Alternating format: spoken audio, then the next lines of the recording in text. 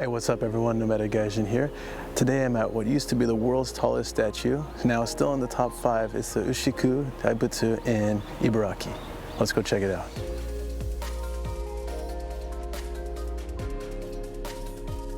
So I first noticed this when I was driving on the highway. Just this giant statue doing a big Kamehameha.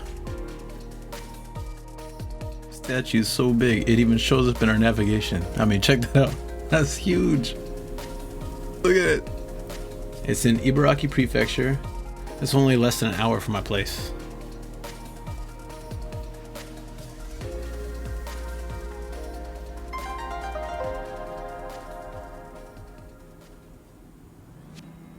So just walking up, I mean, there's some toilets on the side. It's not really exciting, but as you come up, you see these vending machines, and they're all different seasons or different shots with the Daibutsu. That's pretty cool.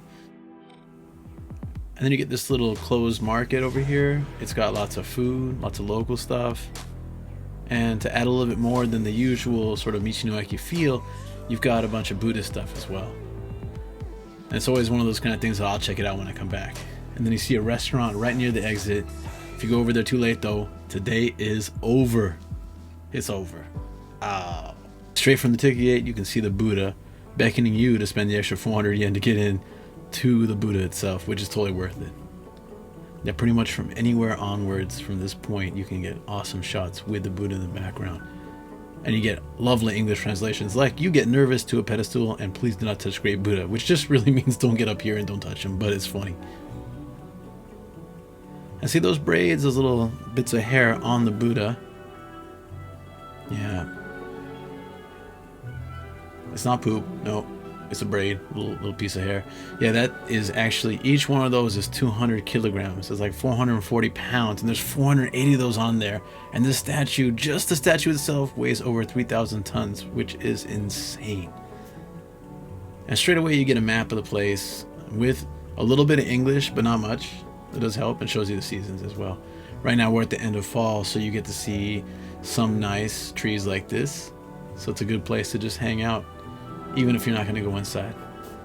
And you get to see the cooler stuff like just, you know, fountains, nice nature, a miniature version of the actual Daibutsu, and then the main gate. Once you go through here, you get the best view, unobstructed. So they call it the Hakkenmon. I'm wearing my plastic mask again so I can look all fancy for you guys. This gate here, and there's a nice bell. I don't think we can ring this. Yeah, doesn't look like it.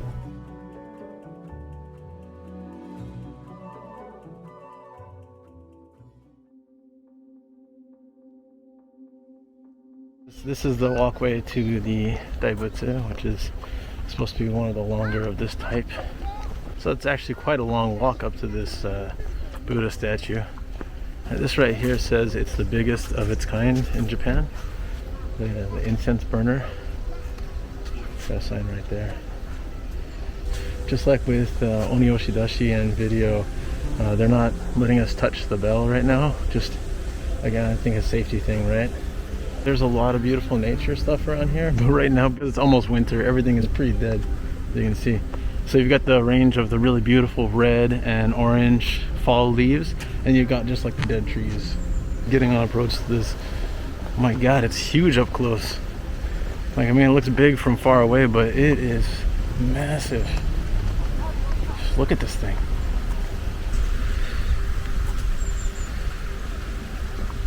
And there's another little pond up there with ducks and everything. So I think overall it's a really good place to hang out for a day. My god.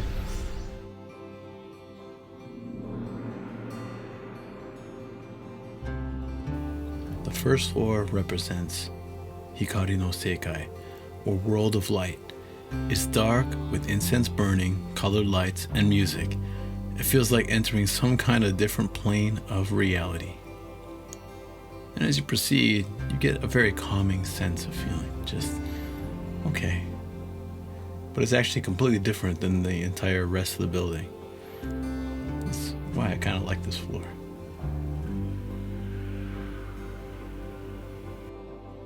Then you get to some very contrastly, boring stairs that take you up to a very interesting museum. It has information about the world record status with size comparisons. What I found interesting the most was the details of the construction of the statue with photos of the progress. I think that's what makes this museum really cool.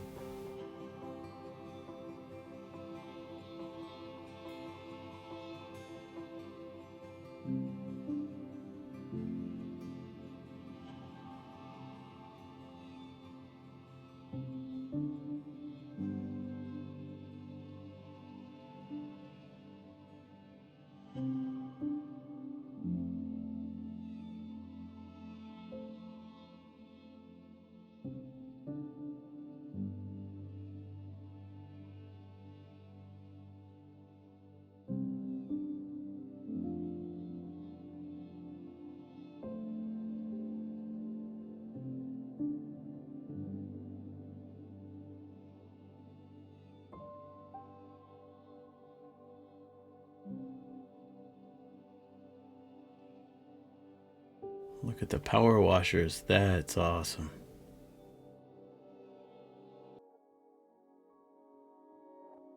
But here's my favorite part where they show how they put it together.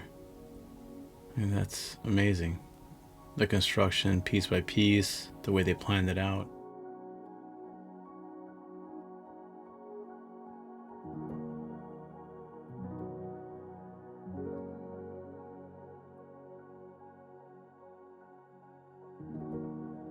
There's a sign here that says the Daibutsu is a bronze statue, and presently its color seems like old copper, but it will gradually change to old bronze color in the next 50 to 100 years.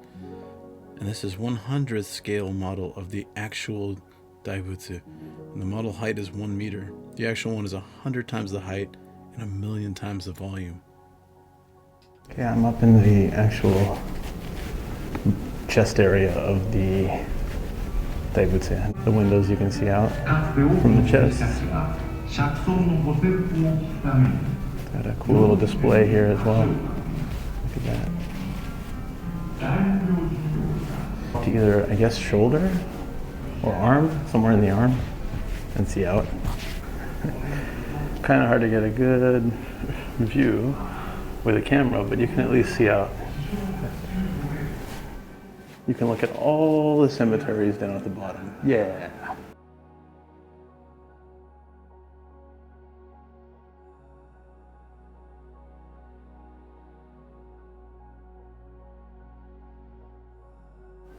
From the outside, you can't tell there's windows there, but there definitely is. Looks like you can also look out from the back. I didn't know that. Check that out. This one's got bars on the windows. A bit dangerous. You catch an elevator from the 4th floor down to the 3rd. It's actually quite a distance, to be honest.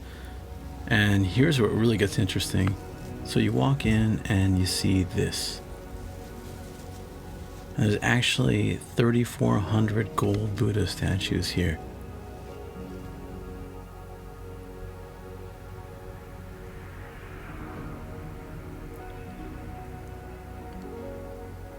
Just walking through here, they're different sizes, different styles.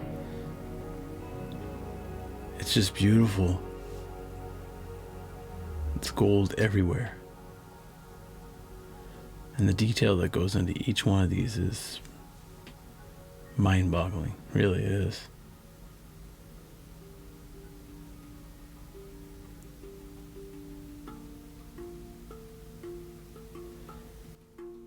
As you go down the stairs, you get to level 2, and there are 77 seats here where you can pay an extra fee to join in the sutra experience. Just walking through here is actually really nice. There's a cool little spot that would be really easy to miss if you're just walking straight towards the exit. I mean, this is one of them. And as Japan's standard, a little model. But the really interesting one is if you backtrack a little bit over here, you get this whole room. It's really unique.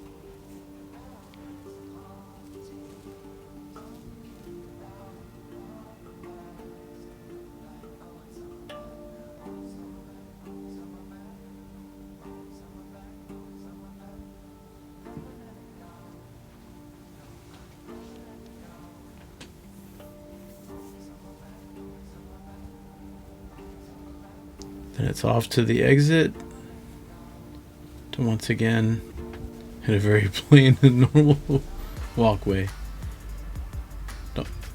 Don't forget, you have your shoes. You had to take off at the beginning. It's funny. This place is full of surprises, and one of them would be this gnome slide where they're holding a pencil. We checked that out. So random. So this must be where the monkey show is. That was pretty cool, actually. Normally I imagine monkey shows as like a bunch of trees or like props like that, but this is ultra Japanese. You check this out. Now I really want to see this monkey show. Oh shoot, it's starting to rain. Oh man, I didn't plan for this at all.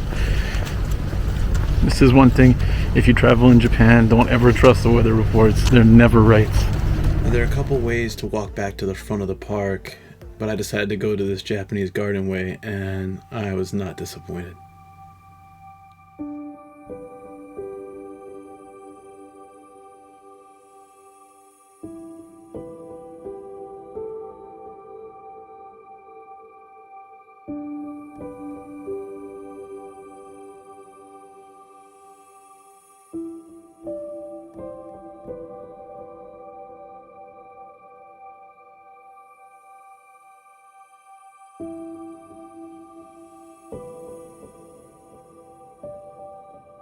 The Bait of the Carp. It sounds like a movie title.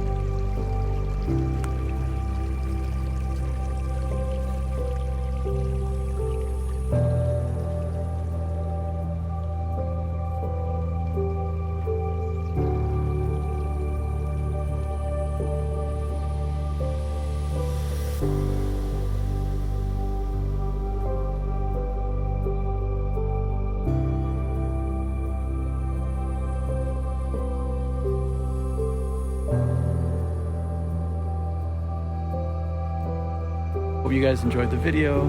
It's gorgeous around here, and it was really nice inside the Daibutsu. It's kind of a short trip out here, and it's also kind of a short adventure, but I hope you guys can make it out here sometime because it's just beautiful. All right, till next time.